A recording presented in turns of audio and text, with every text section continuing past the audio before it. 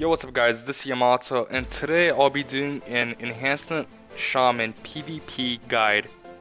I've been getting a lot of requests, I've been getting a lot of messages about doing a guide, so I'm gonna do a full blown out guide. This is gonna be from, A to Z. It's gonna be everything I do on my Shaman, and I'm gonna do it as simple and as clear as possible. So if you're new to Shamans, it'll be easier for you to understand how to play a Shaman.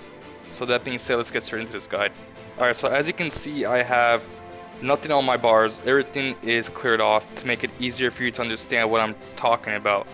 The first thing I want to talk about is rotation that I use. It's not the best rotation, you can always find better ones, but this is just what I'm used to, what I'm comfortable with. I like to start out with Storm Strike and Lava Lash. These are just your two main moves that you use. After I use these two abilities, I like to use Flame Shock. Now you can also use Earth Shock, but Flame Shock is more recommended. It does damage over time, which can help you in Arena. But Earth Shock, it reduces your target's physical damage dealt by 10% for 30 seconds. Now this part is kind of important. When I have 5 stacks of Maelstrom, you get Maelstrom by using Storm Strike and by using all of your abilities give you Maelstrom, but it all comes from your Lightning Shield. Make sure to have that up to get your Maelstrom stacks. When you have 5 stacks of Maelstrom, that gives you a instant cast, which will allow you to instantly cast Elemental Blast, and Unleash Elements will give you a better chance of doing damage. And I also filmed a bit of a test. I filmed Elemental Blast with and without Unleash Elements being used on the target. Last that you want to try to use is Lightning Bolt. Lightning Bolt is not as recommended, of course. It doesn't do as much damage, but it's good to use whenever Elemental Blast is on cooldown. The next thing I want to talk about is offensive abilities for an Enhancement Shaman. Now, you have a few offensive abilities. The first one you have is Pharaoh Spirit. Pharaoh Spirit is a great ability. This can be used when you're taking a lot of damage. Pharaoh Spirit heals you every time they attack, or when you're lacking in damage, they also provide a good amount of damage for you. So it's a great ability. It helps you both ways with damage and healing yourself. The second ability is Fire Elemental Totem. This fire element is very, very strong. This guy will do a lot of damage for you. And you also get a 5-stack proc, which lets your Lava Lash hit harder. So he increases your damage by a significant amount. Elemental Mastery.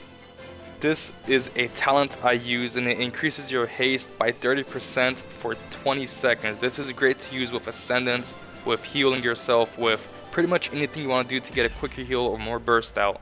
Searing Totem is another ability we have. This is a totem that you want to keep up at all times, but make sure that if your fire element is out, do not pop this totem. This totem will diminish your fire element and put this totem out. And of course, your fire element is a lot more effective than Searing Totem, but it's great to have this totem out whenever fire element is on cooldown. The last thing you want to use is Ascendance. Now the problem with Ascendance is there's a 3-minute cooldown on this ability, so if you pop it too early, you're going to be in a sticky situation where you're going to have a harder time defeating your opponent. What you want to try to do is pop Ascendance around 50%.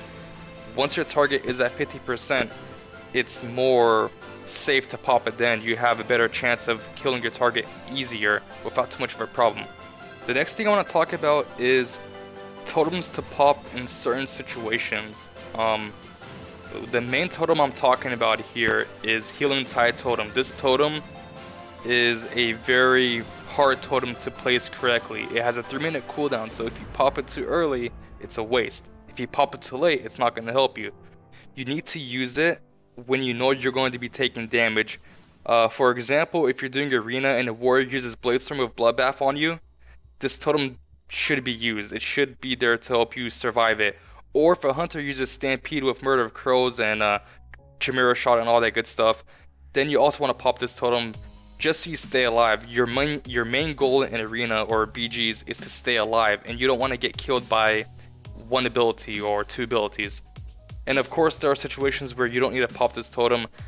Depending on your teammates, sometimes you can avoid popping this totem. This totem is like a emergency totem. If you gotta pop it because of Blade Storm or you gotta pop it because of Stampede, then go ahead and pop it. But sometimes if you have like a priest or a good healer with you, you can avoid popping it and save it for a more dire situation. Alright, now I want to talk a little bit about survival. Survival for an enhancement shaman is not easy. Since we're a melee that wears mail, we do die quickly, but we do have a lot of abilities. As you can see, we have a lot of abilities that will help you stay alive for certain situations. The first one, of course, is Healing Tide Totem. This should be popped in dire situations when you need to get your health back. Grounding Totem. This totem is very important. The way to utilize this totem perfectly is team communication. You can stop all sorts of harmful effects and CCs, including fears, hunters, traps, but it all relies on team communication. You gotta make sure you know when to pop it for your team. Ascendance is a offensive ability, but also a defensive ability. You can combine it with Ancestral Guidance, and that will allow you to gain a lot of health quickly. And of course, this is a obvious thing to say. I'm sure every enhancement player knows about Ascendance being able to give you health back, but believe it or not, some people do tend to forget. Shamanistic Rage, if you have the glyph of Shamanistic Rage, this ability can pop you out of CC like Deep Freeze and Fist of Justice, including Frost Nova, Spiderwebs, and Void Tendrils, so it's essential to have that glyph. Spirit Walk removes all movement impairing effects and increases your speed by 60% for 15 seconds. Capacitator Totem is a great CC, but the thing about Capacitator Totem is the only way this totem works efficiently is with Totemic Projection, which is a talent. This way you can place your CC in front of your target. Healing Stream Totem, you want to keep this totem up as much as possible. Now, if you have Healing Tide up, do not pop Healing Stream, because Healing Stream will diminish Healing Tide's duration, and it's just going to ruin it for you, and you're going to get back a lot less health. Windwalk Totem is a essential totem that helps you and your team escape all sorts of movement impairing effects. This is a really good totem to use. I recommend this totem when you go against hunters or mages. Both of those classes have a lot of CC and a lot of movement impairing effects, so it's a great way of popping your team and yourself out of all those nasty situations.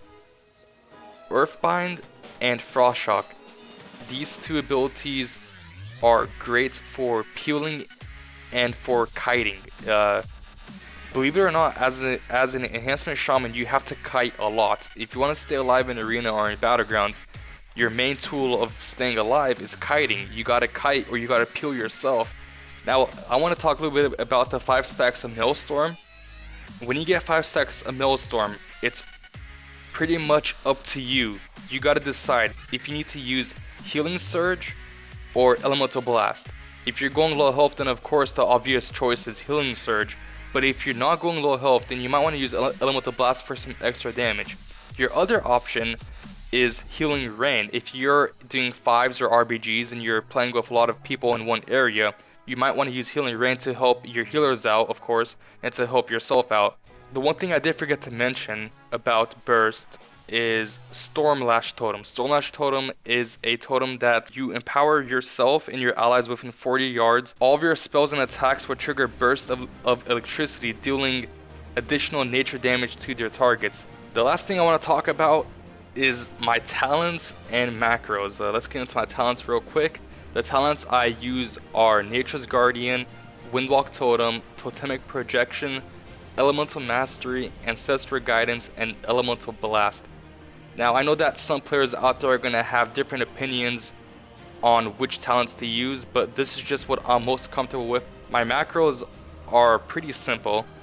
I have my Burst macro, which I was talking about earlier. I cast Ancestral Guidance, then after that I cast Ascendance, Stormlash Totem, and Blood Fury. And pretty much this allows me to do a lot of damage in a very short period of time. My other macros are all pretty much self-explanatory. They're all focus macros and dispel macros. My first one is Dispel, which is a mouse over. Anything I mouse over I could dispel, including myself, my teammates, and whoever wanted to dispel. Then I have a Focus Hex macro, which is pretty much I hex my focus. Focus Shear, which is I shear whoever I'm focusing. And then of course a focus snare. This is great for peeling any FC or healer I have in the group. And that's about it for my macros and talents. I hope you guys enjoyed this video. This is my full A to Z guide on how I play my Shaman. I know that other people have different opinions, different ways of playing their Shaman, but this is just how I play my Shaman. So I hope you guys enjoyed. If I helped you in any way, please let me know. And please leave a like and a comment, and I'll talk to you guys next time. So have a nice day, and take care. I want to let you guys know that in this video, I'll be giving away Landro's Lichling. This is a WoW TCG battle pet. You can use them to do all sorts of pet battles with your friends, or you can use them to kill critters and creepy crawlies. It's your choice. Or you can sell this guy in the auction house for a good amount of